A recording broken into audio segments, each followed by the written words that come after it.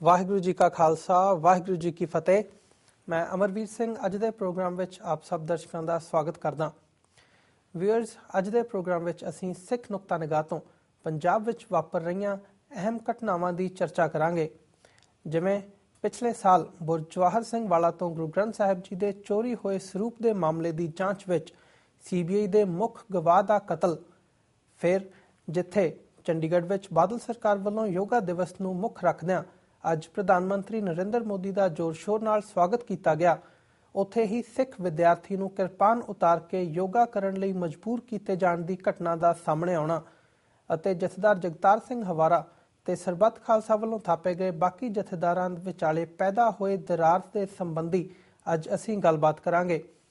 ਸਾਡੇ ਅੱਜ ਦੇ ਮਹਿਮਾਨ ਨੇ ਰੋਜ਼ਾਨਾ ਪਹਿਰੇਦਾਰ ਅਖਬਾਰ ਦੇ ਐਡੀਟਰ ਜਸਪਾਲ ਸਿੰਘ ਹੇਰਾ। ਆਓ ਉਹਨਾਂ ਨਾਲ ਮਿਲ ਕੇ ਅੱਜ ਦੀ ਵਿਚਾਰ ਚਰਚਾ ਦੀ ਸ਼ੁਰੂਆਤ ਕਰਦੇ ਹਾਂ। ਹਾਂਜੀ ਹੇਰਾ ਸਾਹਿਬ, ਵਾਹਿਗੁਰੂ ਜੀ ਕਾ ਖਾਲਸਾ ਵਾਹਿਗੁਰੂ ਜੀ ਕੀ ਫਤਿਹ। ਵਾਹਿਗੁਰੂ ਜੀ ਕਾ ਖਾਲਸਾ ਵਾਹਿਗੁਰੂ ਜੀ ਕੀ ਫਤਿਹ।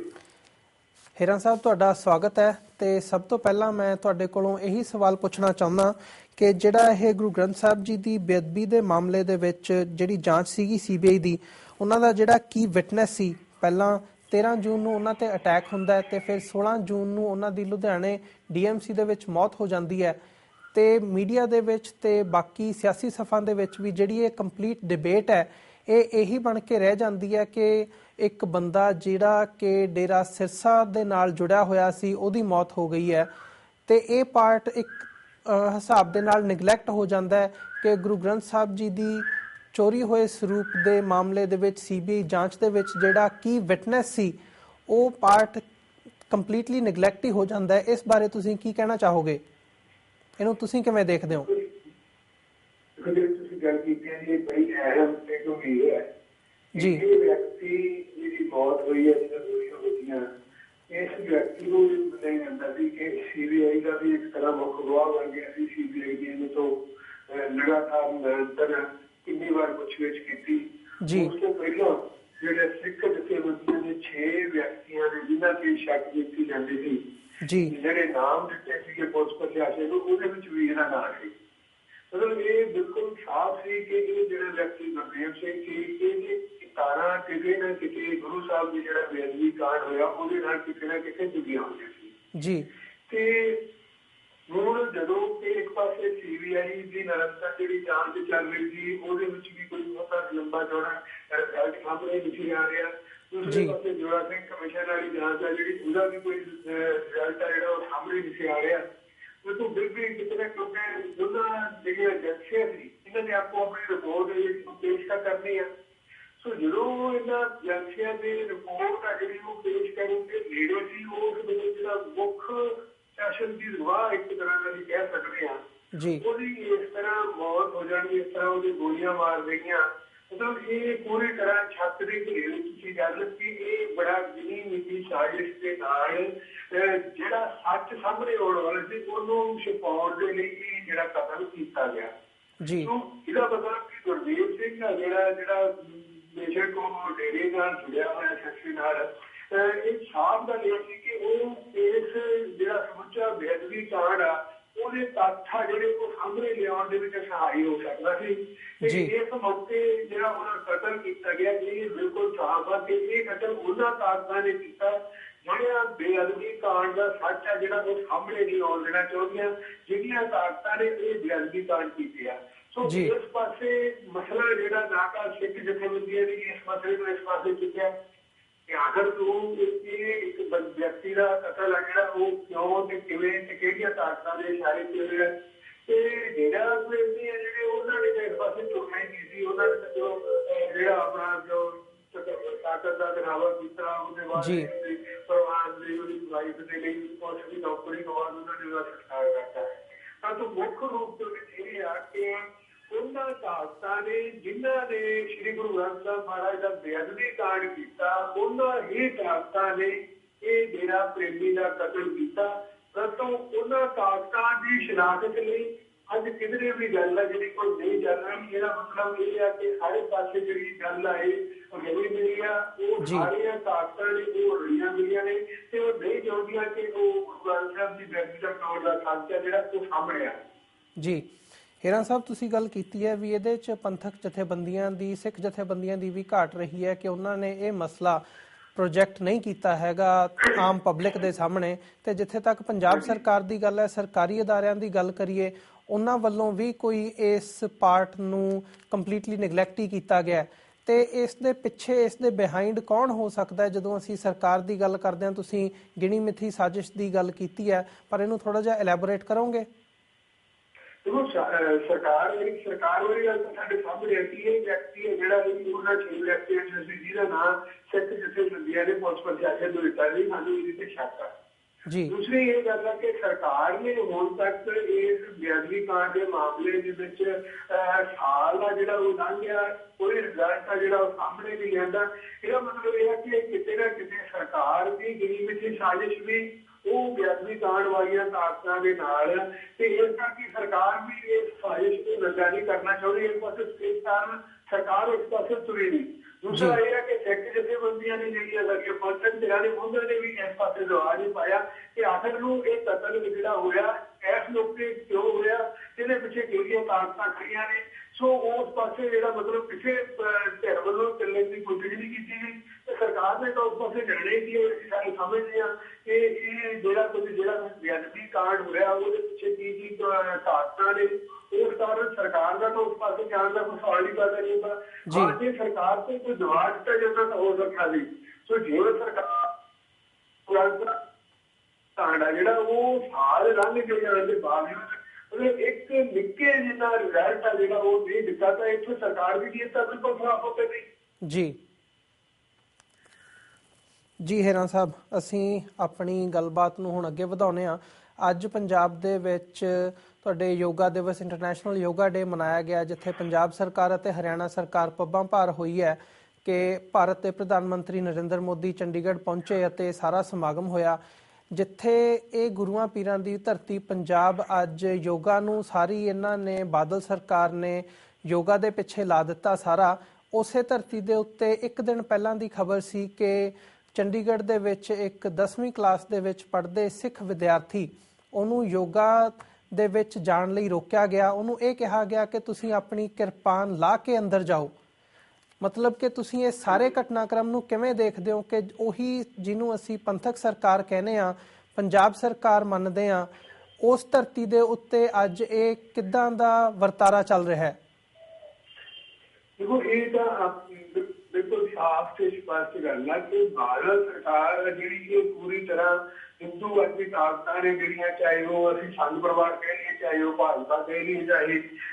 ਅਸੀਂ ਉਹ ਜਿਹੜੀਆਂ ਵੀ ਭਗਵਾਨ ਬਖੇੜਾ ਉਹ ਕਹਿ ਲਈਏ, ਇਹ ਪੂਰੀ ਤਰ੍ਹਾਂ ਉਹਨਾਂ ਤਾਕਤਾਂ ਦੀ ਦੁਮਛੱਲਾ, ਉਹਨਾਂ ਤਾਕਤਾਂ ਦਾ ਮਤਲਬ ਜਿਹੜਾ ਪਹਾੜਾ ਜਿਹੜਾ ਸਿੱਖੀ ਦੇ ਜੜ੍ਹਾਂ 'ਚ ਚੱਲਦਾ, ਇਹ ਬਾਦਲ ਸਰਕਾਰ ਉਹਦਾ ਦਸਤ ਹੈ। ਇਸੇ ਕਾਰਨ ਜਦੋਂ ਵੀ ਕੋਈ ਹਿੰਦੂਵਾਦੀ ਇਸ ਤਰ੍ਹਾਂ ਦਾ ਪ੍ਰੋਗਰਾਮ ਉਲੀਕਿਆ ਜਾਂਦਾ ਜਿਹਦੇ ਨਾਲ ਹਿੰਦੂਕਰਨ ਨੂੰ ਬੜਾਵਾ ਦੇਣ ਵਾਲੀ ਗੱਲ ਹੁੰਦੀ ਆ, ਉਹਦੇ ਵਿੱਚ ਬਾਦਲ ਸਰਕਾਰ ਆ ਜਿਹੜੀ ਉਹ ਹਮੇਸ਼ਾ ਹੋ ਕੇ ਮੋਹਰੀ ਰੋਲ ਨਿਭਾਉਂਦੀ ਆ। ਸਿੱਖ ਪੰਥ ਦੇ ਜਿੰਨੇ ਵੀ ਇਤਿਹਾਸਕ ਦਿਹਾੜੇ ਆਏ ਨੇ ਬਾਦਲ ਸਰਕਾਰ ਦੇ ਸਮੇਂ, ਉਹਦੇ ਮੁੱਖ ਮਹਿਮਾਨ ਆ ਉਹ ਜਿਹੜੇ ਭਰਮਾ ਬ੍ਰਿਗੇਡ ਵਾਲੇ ਵੀ ਹੁੰਦੇ ਨੇ, ਇਹ ਭਾਜਪਾ ਵਾਲੇ ਜਿਹੜੇ ਹਿੰਦੂਵਾਦੀ ਤਾਕਤਾਂ ਉਹਦੇ ਵਿੱਚ ਅੱਗੇ ਬੈਠੀਆਂ ਹੁੰਦੀਆਂ ਨੇ। ਸੋ ਇਸ ਕਰਕੇ ਇਹ ਜਿਹੜੇ ਸਿੱਖ ਇਤਿਹਾਸਕ ਦਿਹਾੜੇ ਆ ਉਹਨਾਂ ਨੂੰ ਹਿੰਦੂਗਤ ਕਰਨ ਦੀ ਕੋਸ਼ਿਸ਼ ਹੈ ਜਿਹੜੀ ਉਹ ਬਾਦਲ ਸਰਕਾਰ ਵੱਲੋਂ ਹਮੇਸ਼ਾ ਕੀਤੀ ਜਾਂਦੀ ਆ। ਹੁਣ ਜਦੋਂ ਇਹ ਯੋਗਾ ਵਾਲੀ ਗੱਲ ਆ, ਇਹ ਯੋਗਾ ਜਿਹੜਾ ਇਹ ਵੀ ਅਸੀਂ ਬਿਲਕੁਲ ਸਾਫ਼ ਤੇ ਸਪਸ਼ਟ ਸਮਝਦੇ ਹਾਂ ਕਿ ਯੋਗਾ ਦੇ ਰਾਹੀਂ ਦੇਸ਼ ਦੇ ਉੱਤੇ ਹਿੰਦੂਕਰਨ ਨੂੰ ਬੜਾਵਾ ਦੇਣ ਦੀ ਜਿਹੜੀ ਇਹ ਸੰਘ ਪਰਿਵਾਰ ਦੀ ਗਿਣੀ ਮਿਥੀ ਸਾਜ਼ਿਸ਼ ਆ ਉਹਨੂੰ ਸਿਰੇ ਚਾੜਿਆ ਜਾਂਦਾ। ਹੁਣ ਮੋਦੀ ਨੇ ਜੇ ਚੰਡੀਗੜ੍ਹ ਚੁਣਿਆ ਤਾਂ ਇਹਦੇ ਪਿੱਛੇ ਵੀ ਕਾਰਨ ਹੈ। ਹੁਣ ਦਿੱਲੀ ਦੇ ਵਿੱਚ ਵੀ ਕਰ ਸਕਦਾ ਸੀ, ਉਹ ਦੇਸ਼ ਦੇ ਵਿੱਚ ਹੋਰ ਭਾਗ ਦੇ ਵਿੱਚ ਵੀ ਕਰ ਸਕਦਾ ਸੀ, ਆਖਰ ਨੂੰ ਉਹਨੇ ਚੰਡੀਗੜ੍ਹ ਨੂੰ ਹੀ ਕਿਉਂ ਚੁਣਿਆ? ਇਹਦਾ ਮਤਲਬ ਸਾਫ਼ ਤੇ ਸਪਸ਼ਟ ਕਰਨਾ ਕਿ ਹਿੰਦੂਵਾਦੀ ਤਾਕਤਾਂ ਦਾ ਪ੍ਰਭਾਵ ਆ ਜਿਹੜਾ ਉਹ ਜਿਹੜੀ ਨੌਜਵਾਨ ਸਾਡੀ ਹੇਠਲੀ ਜਨਰੇਸ਼ਨ ਹੈ, ਜਿਹੜੀ ਨਵੀਂ ਪੀੜ੍ਹੀ ਹੈ ਜਿਹੜੀ ਉਹਦੇ ਤੇ ਹਿੰਦੂਤਵ ਦਾ ਪ੍ਰਭਾਵ ਪਾਉਣ ਦੇ ਲਈ ਉਹਨਾਂ ਨੇ ਜਿਹੜਾ ਇਹ ਚੁਣਿਆ। ਤੇ ਦੂਸਰੇ ਪਾਸੇ ਇਹ ਸਾਫ਼ ਤੇ ਸਪਸ਼ਟ ਗੱਲ ਆ ਕਿ ਯੋਗਾ ਜਿਹੜਾ ਉਹ ਉਸ ਨੂੰ ਸਿੱਖੀ ਵਿਰੋਧ ਦੇ ਵਿੱਚ ਇਹਨਾਂ ਨੇ ਅੱਗੇ ਲੈ ਕੇ ਆਉਣ ਦੀ ਗੱਲ ਕੀਤੀ ਹੈ। ਜਿਹੜੀ ਸਾਡੇ ਸਾਹਮਣੇ ਇੱਕ ਘਟਨਾ ਆਈ ਆ ਕਿ ਉਹ ਸਿੱਖ ਵਿਦਿਆਰਥੀ ਜਿਹੜਾ ਅੰਮ੍ਰਿਤਧਾਰੀ ਆ ਉਹਨੂੰ ਸਾਫ਼ ਤੇ ਸਪਸ਼ਟ ਸ਼ਬਦਾਂ ਦੇ ਵਿੱਚ ਇਨਕਾਰ ਕਰ ਦਿੱਤਾ ਗਿਆ ਕਿ ਉਹ ਉਸ ਯੋਗਾ ਕੇਂਦਰ ਦੇ ਵਿੱਚ ਨਹੀਂ ਜਾ ਸਕਦਾ ਜਿੰਨੀ ਦੇਰ ਤੱਕ ਉਹ ਆਪਣੀ ਕਿਰਪਾਨ ਹੈ ਜਿਹੜੀ ਇਹਨੂੰ ਨਹੀਂ ਉਤਾਰਦਾ। ਸੋ ਇਹ ਹਿੰਦੂਵਾਦੀ ਤਾਕਤਾਂ ਦਾ ਜਿਹੜਾ ਮਤਲਬ ਸਿੱਖ ਪੰਥ ਦੀਆਂ ਰਵਾਇਤਾਂ ਤੇ ਇੱਕ ਸੰਜੋਗਾਂ ਦੇ ਰਾਹੀਂ ਹਮਲਾ ਕੀਤਾ ਗਿਆ, ਇਹ ਸਾਡੇ ਸਾਹਮਣੇ ਕਿ ਅੱਜ ਜੇ ਇਸ ਗੱਲ ਦਾ ਸਿੱਖ ਆਗੂਆਂ ਨੇ ਵਿਰੋਧ ਕੀਤਾ, ਮੁਕਾਬਲੇ ਦੇ ਵਿੱਚ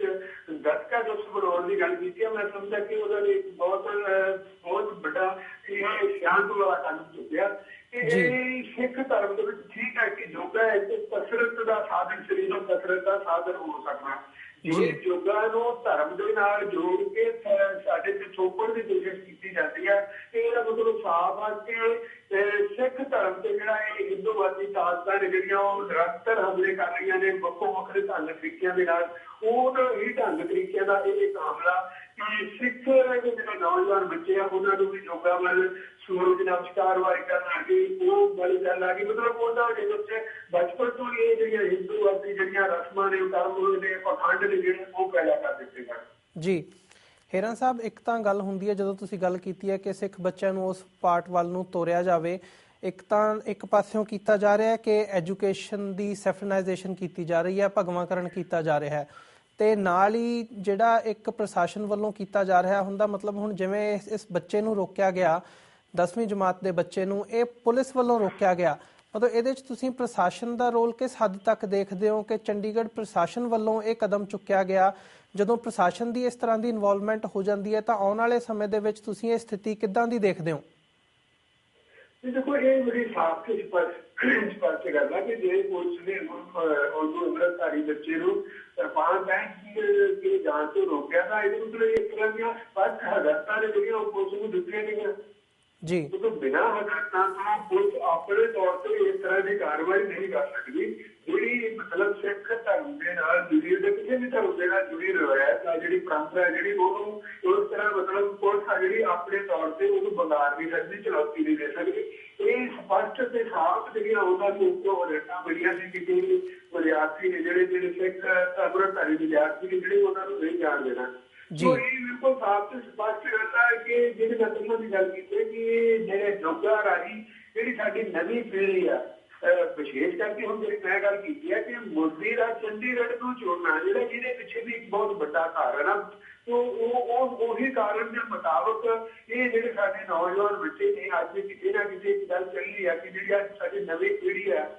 ਜੋ ਸਿੱਖੀ ਤੋਂ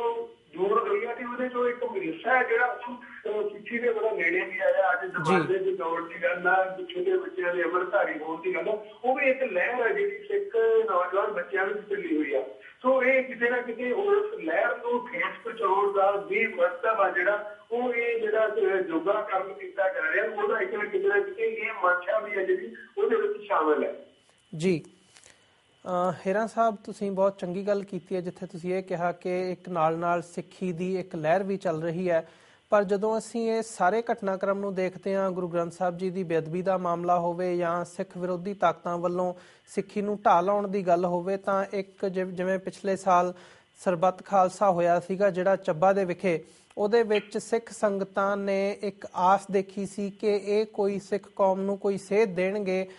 ਉਹ ਸੰਘਰਸ਼ ਦੀ ਹੋਵੇ, ਉਹ ਪੋਲੀਟੀਕਲ ਅਰੀਨਾ ਦੇ ਵਿੱਚ ਹੋਵੇ, ਇੱਕ ਕੌਮ ਨੂੰ ਸੇਧ ਦਿੱਤੀ ਜਾਊਗੀ। ਇੱਕ ਆਸ ਦੇ ਵਜੋਂ ਸੰਗਤਾਂ ਨੇ ਸਰਬੱਤ ਖਾਲਸਾ ਨੂੰ ਦੇਖਿਆ ਸੀ, ਪਰ ਜਦੋਂ ਅਸੀਂ ਅੱਜ ਦੇਖਦੇ ਹਾਂ ਕਿ ਸਰਬੱਤ ਖਾਲਸਾ ਵੱਲੋਂ ਥਾਪੇ ਹੋਏ ਜਿਹੜੇ ਜਥੇਦਾਰ ਨੇ, ਉਹਨਾਂ ਨੇ ਜਥੇਦਾਰ ਜਗਤਾਰ ਸਿੰਘ ਹਵਾਰਾ ਦੇ ਉਹਨਾਂ ਨੇ ਜਿਹੜਾ ਬਿਆਨ ਦਿੱਤਾ ਸੀ ਉਹਦਾ ਖੰਡਨ ਕੀਤਾ, ਤੇ ਉਹ ਤੋਂ ਬਾਅਦ ਦੀ ਜਿਹੜੀ ਸਥਿਤੀ ਹੈ, ਇਹ ਸਥਿਤੀ ਨੂੰ ਤੁਸੀਂ ਕਿਵੇਂ ਦੇਖਦੇ ਹੋ ਕਿ ਇਹ ਸਿੱਖ ਸੰਗਤਾਂ ਨੂੰ ਕੀ ਮੈਸੇਜ ਦਊਗੀ? ਇਹ ਕਿਉਂਕਿ ਜਿਹੜੀ ਤੁਸੀਂ ਗੱਲ ਕੀਤੀ ਹੈ ਕਿ ਕੌਮ ਆ ਜਿਹੜੀ ਜਦੋਂ ਵੀ ਮਤਲਬ ਸਿੱਖ ਸੰਘਰਸ਼ ਦਾ ਬਿਗਲ ਵੱਜਦਾ, ਕੌਮ ਉਹਦੇ ਚ ਕਦੇ ਵੀ ਪਿੱਛੋਂ ਨਹੀਂ ਹਟਦੀ, ਕੌਮ ਅੱਗੇ ਵੱਧ ਚੜ ਕੇ ਉਸ ਸੰਘਰਸ਼ ਵਿੱਚ ਹਿੱਸਾ ਲੈਂਦੀ ਆ।